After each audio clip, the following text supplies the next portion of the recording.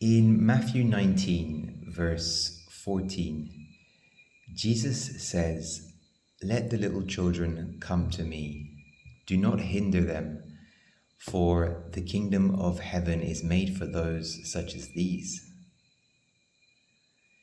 Now, we know that Jesus is, of course, telling his disciples not to stop the physical children from hearing him preaching and coming to sit around him.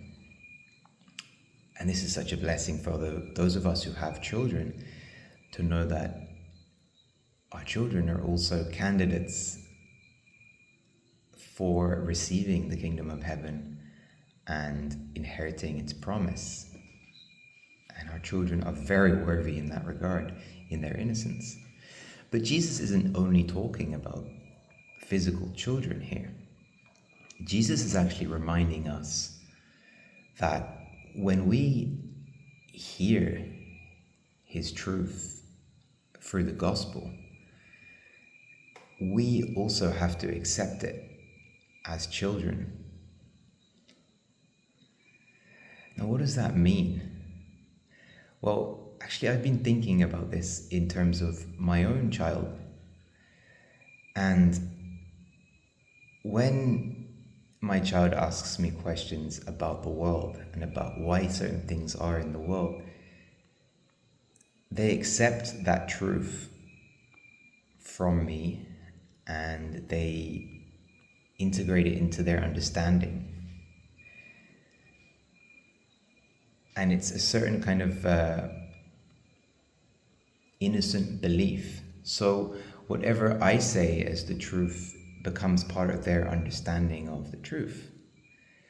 And what's amazing is when my child needs further information about a certain fact, they can ask and I can clarify. And for Jesus, this is exactly the sort of relationship he wants with us. This is the living relationship where we are eating his flesh every day, communicating with him, asking him questions about the things that we have innocently believed in the gospel, but we don't yet understand. And in faith, we ask and we know we will receive the response to our question.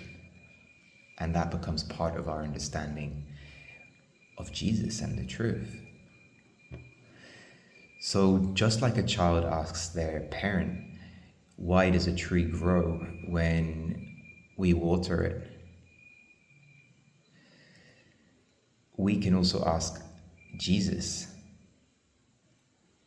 why do we need to have trials to grow in him, for example? And this got me thinking as well about the first relationship that Jesus had with man and woman. The story of Adam and Eve, who were both innocent in their existence in the garden. They had this relationship that Jesus wants for us now. In their innocence, they didn't know that they were naked. And this is the sort of childlike innocence that Jesus wants us to accept the gospel with. And remember, unfortunately, when Adam and Eve decided to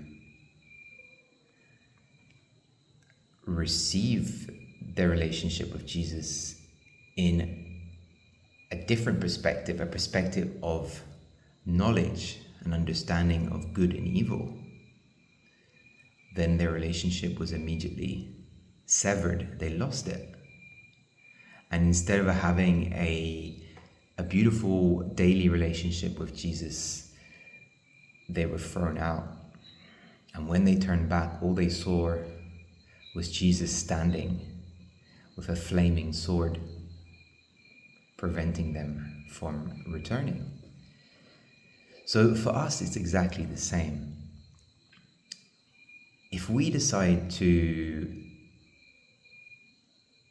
test the truth of Jesus as the world does, to have one foot in the gospel and one foot in the world, Jesus will also reject us, and he will be standing at the gate with his flaming sword. We need to receive Jesus' truth as children. And when we don't understand parts of the gospel, or when we don't understand the direction that Jesus is leading us every day, we can ask, just as our own children ask their parents things that they don't understand.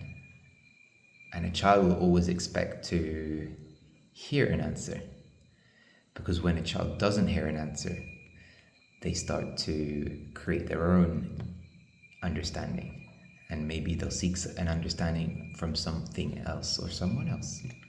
So Jesus knows this, and we really need to place our trust in Jesus that he will respond, as long as we stay in a relationship of innocence and we accept his truth as a child would. And then we are qualified to receive the kingdom of God in our heart. So it's not by having this attitude of the world, where things need to be proven before they are believed, that we can come into a relationship with Jesus. But rather it's by taking, as the world would say, a leap of faith, or blindly believing, as the world would characterize it, in the message of the gospel. And that is how Jesus makes himself available to us.